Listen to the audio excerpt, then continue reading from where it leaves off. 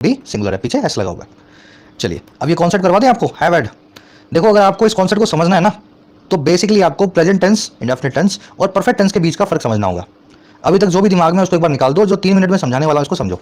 ये 3 सेंटेंस समझ पा रहे हो क्या? Her family has this property, I have a pain in my jaw, she had to raise the family. उसकी फैमिली के पास ये प्रॉपर्टी है। यहाँ पे हैज़ जो है ना, ये ऑन की बात कर रहा है, ठीक है। यहाँ ऐसा भी लिख सकता हूँ, ऑन दिस प्रॉपर्टी। टेंस कौन सा है जी? टेंस है जी इंडेफिनिट। इंडेफिनिट कौन सा? Present indefinite.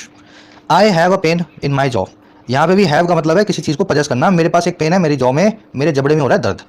Present indefinite, indefinite. और तीसरा क्या है? She had to raise the family, उसको रेज करना पड़ा, परिवार को पालना पोसना पड़ा, रेज द फैमिली करना पड़ा, मजबूरी थी उसकी, शी हैड टू। ये भी इंडेफिनिट है, लेकिन ये है पास्ट इंडेफिनिट। अगर इतना समझ गए तो ये कॉन्सेप्ट समझ में आ जाएगा। इसको समझ लेना, ये 3 सेंटेंस इंडेफिनिट में क्यों है ना। वर्ब की फर्स्ट फॉर्म या वर्ब की सेकंड फॉर्म लगा के इन सेंटेंसेस को बनाया गया। अब देखो मैं आपसे एक सवाल करूं, मान लीजिए मैं ये कहना चाहूं कि वो जो है ना, उसकी परिवार ये प्रॉपर्टी को ऑन करता नहीं है, करता आ रहा है। मान लीजिए बोलूं पिछले 10 सालों से, फॉर द लास्ट 10 ईयर्स। तो मुझे बताओ अब ये सेंटेंस इंडेफिनिट में बनेगा क्या? नहीं सर, अब ये सेंटेंस बनेगा परफेक्ट में।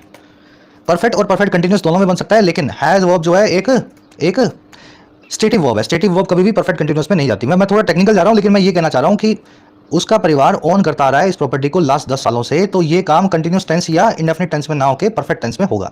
और परफेक्ट टेंस में होगा तो मैं क्या करूंगा जी?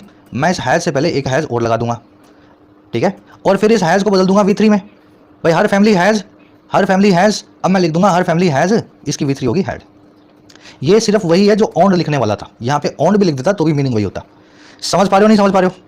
यहाँ पे अगर हैड की जगह पे ओन्ड होता तो ये हैड ओन्ड का ही मीनिंग देने वाला था। अब देखो सेंटेंस क्या बना, हर फैमिली हैज हैड या has owned this property for last 10 years. तो ये has had, have had, had ये परफेक्ट टेंस के बताते हैं। और पहले वाला जो हैज हैव हैड है वो वर्ब की हेल्पिंग फॉर्म है, दूसरा वाला है जो हैज वर्ब की मेन फॉर्म है। और यहाँ पे हैज का मतलब होगा किसी चीज़ को पजेस करना, किसी चीज़ को खाना पीना, किसी चीज़ को एक्सपीरियंस करना। जो भी हैज वर्ब के मीनिंग है, सारे मीनिंग आप लगा सकते हो, ठीक है। एक वीडियो भी की हुई है इस पे हमने अलग से 10 मिनट की, मैं हो सका तो ऊपर यहाँ पे उसका लिंक दे दूंगा। इसी तरीके से आप ये सेंटेंस भी बना सकते हो, जैसे कि आई have a pain in my jaw. अब मैं यूँ कह दूँ मेरे जबड़े में पेन है 2 दिनों से, तो मैं लिख देता हूँ फॉर, या लिख देता हूँ कल से, सिंस यस्टरडे। अब अगेन मुझे टेंस परफेक्ट में बनाना पड़ेगा, मुझे यहाँ लिखना पड़ेगा आई हैव, और ये हैव की बन जाएगी वर्ब की थर्ड फॉर्म, या बन जाएगा हैव हैड। आई बात समझ में? और तीसरे केस में she had to raise the family, उसको फैमिली को रेज करना पड़ा। लेकिन अगर मैं सेंटेंस ऐसा बना दूँ, before she married her boyfriend, तो यहाँ पे दूसरा जो टेंस है ये पहले वाला, अब ये पास्ट में ना जाके पास्ट परफेक्ट में जाएगा। यहाँ पे आपको लगाना पड़ेगा had, she had to raise a family, ठीक है।